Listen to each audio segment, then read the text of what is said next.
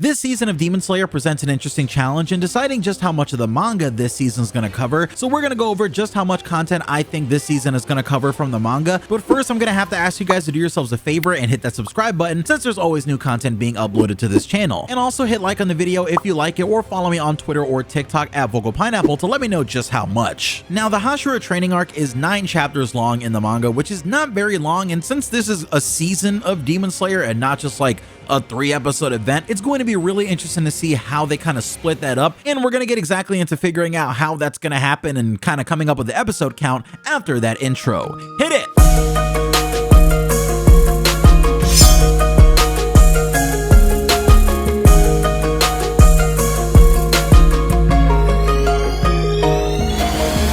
Alright, so with Demon Slayer, typically Ufotable's pace is 2 chapters per 20-minute episode, which helps the anime feel quick and snappy, but not too fast that it can't focus on every detail from the manga. We aren't tied to any specific episode count as of the time of recording, since they haven't announced one, and they've shown that they'll happily release an 11-episode season, so it's possible that they've even gone lower this season, maybe even sitting at a 9-episode count. However, I doubt they'd come back with less than 4 or 5 episodes. Now, we know that the first episode is an hour long thanks to the Hashira Training Arc, which is in theaters right now, and that movie really offers hints towards how they might actually handle the rest of this season. But first, let's just try to assume they'll do this season the traditional way before looping back around for what I think is actually going on. So if we assume Demon Slayer is going to, for the most part, just adapt the events of the manga, then the pace would have to slow down quite a bit, since the first hour-long episode adapted from chapter 128 to halfway through 130, where we see Tanjiro and everyone returning to the Butterfly Estate after their battle in the Swordsmith Village, as he's reunited with Zenitsu and Inosuke and gets caught up to speed, with all of the developments piling up while he was asleep. We see everything from Tanjiro's new sword being completed to the Hashira meeting where everyone discusses the strange marks appearing on their bodies lately, as well as a teaser of the actual Hashira training beginning within the estate.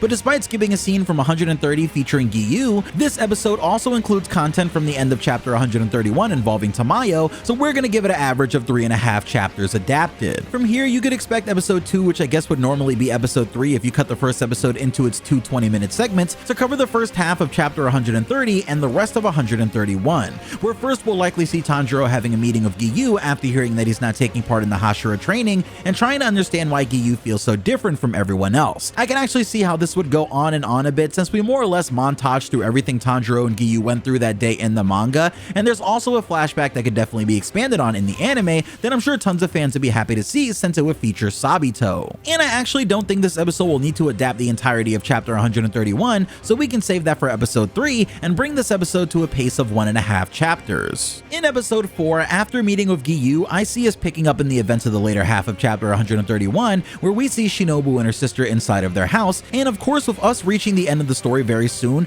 we're going to be needing some extra scenes for certain characters that haven't had much focus, and I feel like both of the Kojo sisters could really benefit from this. But after Shinobu explains why she's not participating in this training arc, we'll likely cut over to Tanjiro actually beginning the path to finishing the Hashira training by starting his training of Uzui the Sound Hashira. And fans of course will be excited to see Uzui, since he put on an amazing performance in season 3, and of course he did manage to survive, unlike Rengoku. But he'll also bring along his 3 beautiful wives with him, so at least there's that bonus as well. Uzui's training was pretty much completely skipped over in the manga, and I expect the rest of this episode to show us what they actually did, with it maybe even continuing a bit into the next episode. However, since we only really covered the events of chapter 131 and some of 132, I'm gonna give this a pace of about 1 chapter for the whole episode. By episode 5, I expect Tanjiro to finish his training of Tengen Uzui after 10 days and finally get permission to move on to Tokito's dojo, where we'll see a ridiculous spar between the 2 boys as Muichiro uses his crazy speed and hard to read form to attack Tanjiro all over, forcing him to move as fast as he can to block his strikes. Now, much like Tengen, Muichiro's training of Tanjiro was more or less sidelined into being just a page or so I do expect this to be extended in this episode, and since Muichiro actually gained quite a bit of popularity in the last season, I could even see them giving us some flashbacks to the Swordsmith Village arc with that textbook Tanjiro narration over it, or maybe even a new flashback altogether with Muichiro and his brother. Now, no matter how much I think they're going to extend Muichiro's portion of the episode, I actually do think it'll end before the episode does, so this means Tanjiro will be able to move on to the next Hashira that he trains with in chapter 132, which is Mitsuri Kanroji. Since they do spend quite a bit of time just eating pancakes and tea before the training ever starts, and kanroji has a way of talking for a long time without you really realizing how long it's been. However, ultimately we'll see Tanjiro displaying his best possible ballet skills, as I expect this episode to end on the scream of someone being stretched by this wild beast, bringing us to a pace of around half a chapter. But as low as that is, I just don't see them completely skimming over Tokito and Mitsuri's training the way that the manga did. In episode 6, we're off from Mitsuri's dojo and we're back onto the path of the Snake Hashira Obanai, and this actually does get a fair bit of time dedicated to it in the manga, as in chapter 132,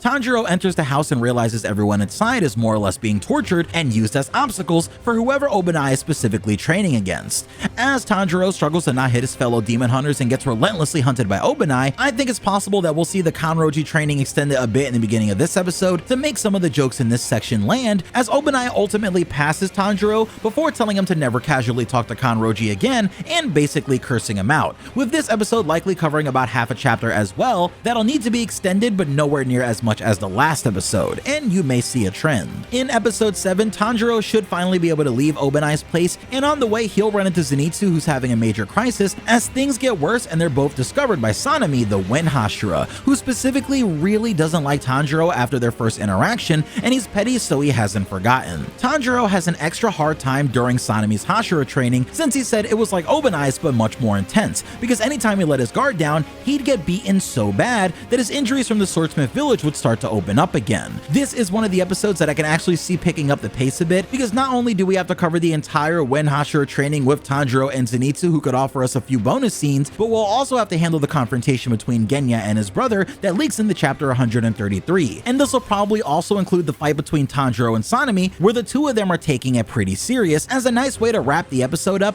and tell a nice complete story. Thankfully, this brings us to about 1.5 chapters in regards to the pacing, meaning things are starting to speed up. In episode 8, I finally see Tanjiro and Zenitsu reaching the base of the waterfall near the Butterfly Estate, where they'll be training with the stone Hashira Gyomei, as he offers training that I don't think needs to be expanded on very much in some areas. Gyomei's training actually took a decent while, especially because it introduced the concept of repetitive actions, so I think this will actually feel way more like a usual episode of Demon Slayer, with it covering the entirety of chapter 133 and 134, and possibly even some of 135, where Tanjiro displays his new ability, bringing the pace to 2.5 chapters for this episode. Afterwards, in episode 9, I see us starting off with the events of chapter 135, where Tanjiro and his friends are still in the middle of Gyomei's training, as Zenitsu will receive an extremely important letter that completely shifts his character, and Tanjiro learns the backstory of the Stone Hashira in a flashback that I think is going to be extended, showing Gyomei when he was young and in charge of a small home where a tragic story takes place. I feel like this fits really well together with the scene of Zenitsu receiving the letter, specifically because of someone that we'll see in Gyomei's flashback, so it can kind of focus this episode's theme down a bit. But after hearing from Zenitsu that he has something that he needs to do in chapter 136,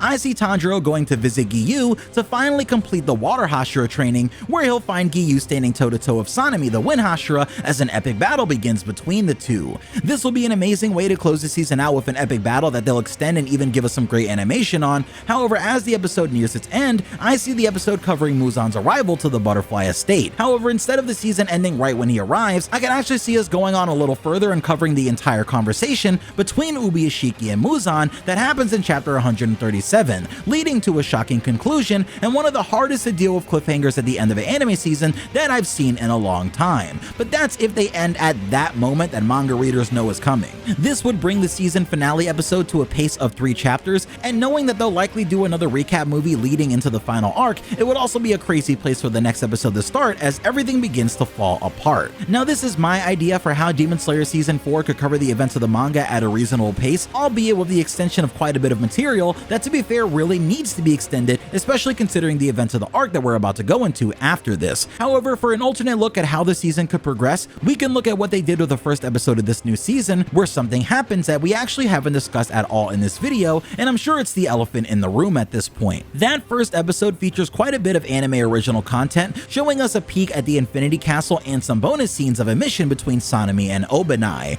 As soon as I realized that this would be the case, it made me wonder if instead of stretching out the Hashira training arc over the course of 9 to 11 episodes in this season, if we'll actually get a normal pace for the Hashira training arc, albeit still with some extensions to make up for how fast the pace of the manga was in this section, but to make up for the rest of the season, maybe Ufotable can animate some of the side Demon Slayer stories, like the one featuring Tomioka or Rengoku. These are projects that I'd love to see animated, and much like how Naruto Naruto animated several of their guidance and novels in the Shippuden and Boruto anime, maybe we can expect the same for Kimetsu no Yaiba. Either way, this season will cover the events of chapters 128 to 136 at the very best, so do you have a better way to split up the chapters, or maybe are you in the future and we actually have an episode count now and you want me to update this theory with the actual episode count? Let me know in the comments section below.